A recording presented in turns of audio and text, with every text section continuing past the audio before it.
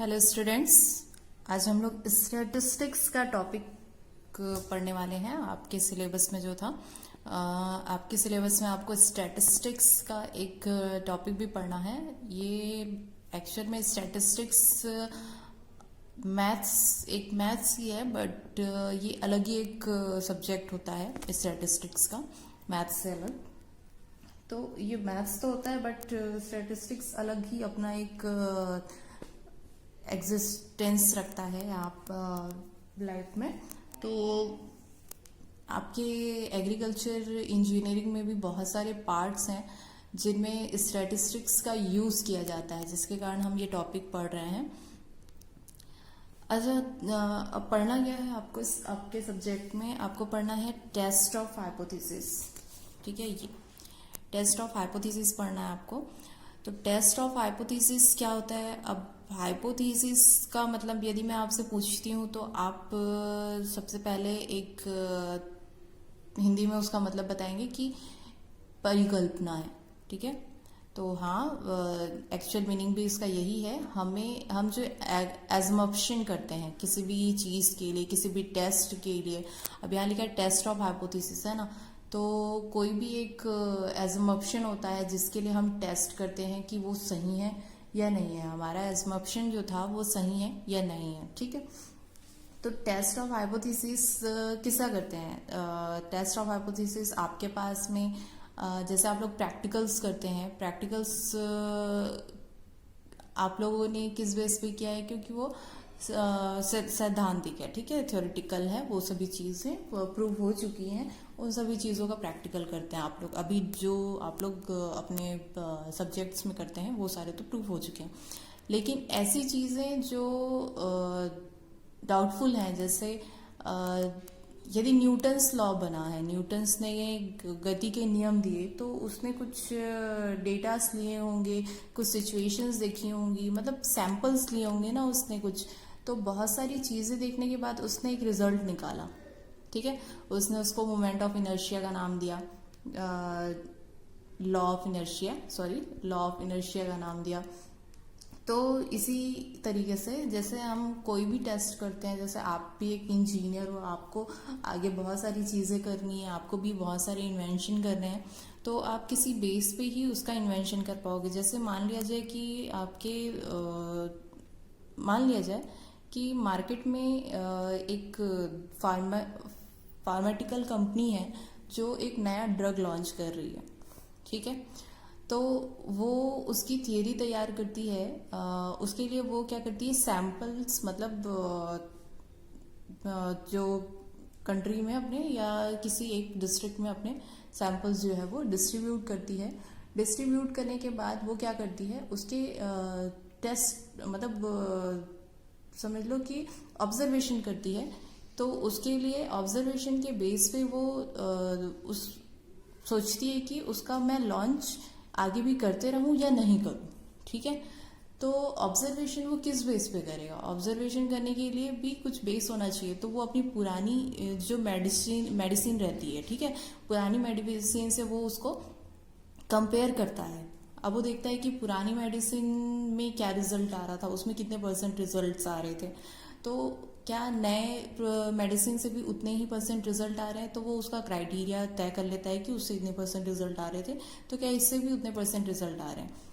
ठीक है, तो इस तरीके से यही टेस्ट ऑफ हाइपोथेसिस है।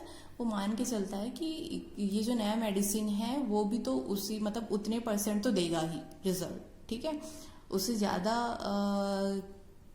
तो मतलब उसका एक समझ लो कि ब्लाइंड हाइपोथेसिस ये है कि उतना, मतलब रिजल्ट उससे ज़्यादा देगा, और एक अल्टरनेटिव लेके चल रहा है कि उससे ज़्यादा नहीं दिया तो उतना तो देगा ही। ठीक है, जितना पुरानी मेडिसिन का रिजल्ट था उतना परफॉर्मेंस तो वो भी देगा। ठीक, उससे ज़्यादा नहीं देगा तो उतना तो देगा, मतलब वो दो थ्योरी लेके चलता है। चलिए अपने सब्जेक्ट पे आते हैं।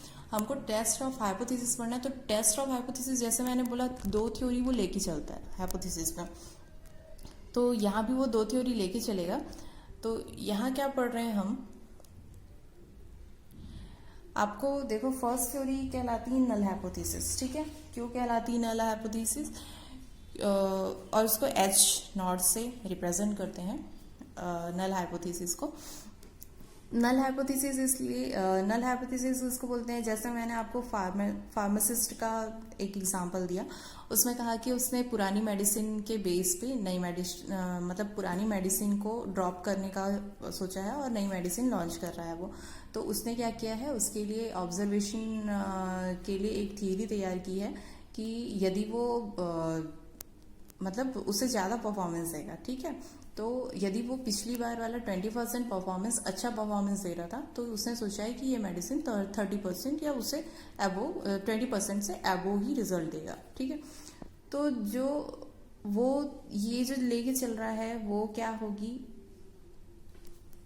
ये दो टाइप के होते हैं, एक होता है नल हाइपोथेसिस, एक होता है अल्टरनेटिव हाइपोथेसिस,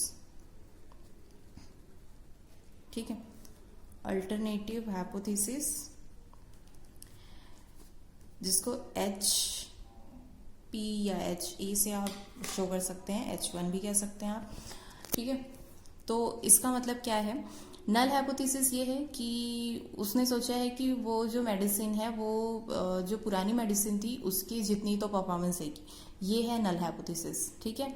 अल्टरनेटिव हाइपोथेसिस ये लेके चलता है कि उससे ज़्यादा परफॉर्मेंस भी दे, ठीक।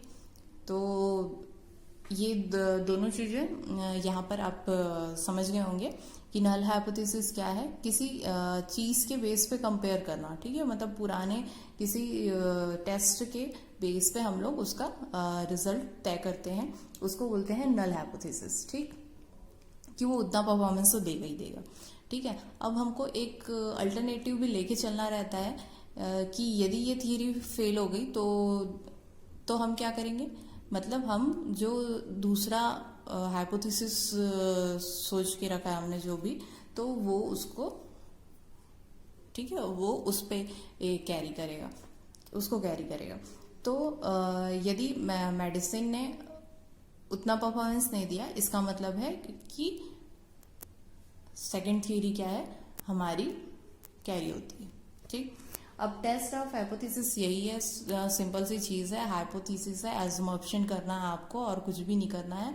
एजम्पशन में एक एजम्पशन होगा जो वो पुराने टेस्ट के बेस पे होगा, जो कि नल हाइपोथेसिस कहलाएगा, और एक एजम्पशन आपको सेकेंड एजम्पशन करना ही नहीं है। जैसे कि हम लोग यस और नो में आंसर देते हैं, तो नल हाइपोथेसिस का मतलब यस है, और यदि यस नहीं आया, नो आया, तो नो का मतलब क्या है, वह अल्टरनेटिव हाइपोथेसिस को फॉलो कर रहा है, ठीक। सिंपल सा एक लाइन में ये चीज समझ में आ जाती है। अब हम इससे जुड़े कुछ, इससे रिलेटेड कुछ वर्ड्स देखते हैं जो हमेशा यूज होते हैं। तो पॉपुलेशन, ठीक है, पॉपुलेशन क्या है, the group of individuals under studies called population, ठीक है। कुछ ग्रुप्स या आंकड़े आप बोल सकते हैं, कुछ डेटास बोल सकते हैं जिसके अंडर पे स्टडी करते हैं हम लोग, उसको पॉपुलेशन बोलते हैं। पॉपुलेशन का मतलब ये नहीं, जनसंख्या भी होती है पॉपुलेशन का मतलब, लेकिन यहाँ पॉपुलेशन का मतलब क्या है, ग्रुप ऑफ डेटा या ग्रुप ऑफ इंडिविजुअल्स, कुछ डेटास है हमारे पास या कुछ टेस्ट है हमारे पास जिसके बेस पे हम लोग उसका टेस्ट ऑफ हाइपोथेसिस निकाल रहे हैं, ठीक है। टेस्ट ऑफ हाइपोथेसिस को हम लोग क्रिएट कर रहे हैं, जिसके लिए वो होती है पॉपुलेशन, जिसके लिए भी कर रहे हैं। अब दूसरा वर्ड आता है सैंपल, जो इसमें सबसे ज़्यादा यूज़ होता है।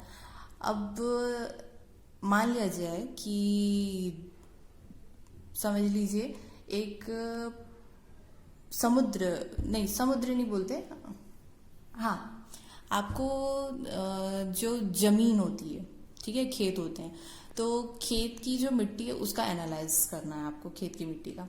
तो हम लोग खेत तो बहुत बड़ा हो सकता है ना, 1 एकड़ का 2 एकड़ का की ज़मीन हो सकती है, उससे भी बड़ी हो सकती है ज़मीन।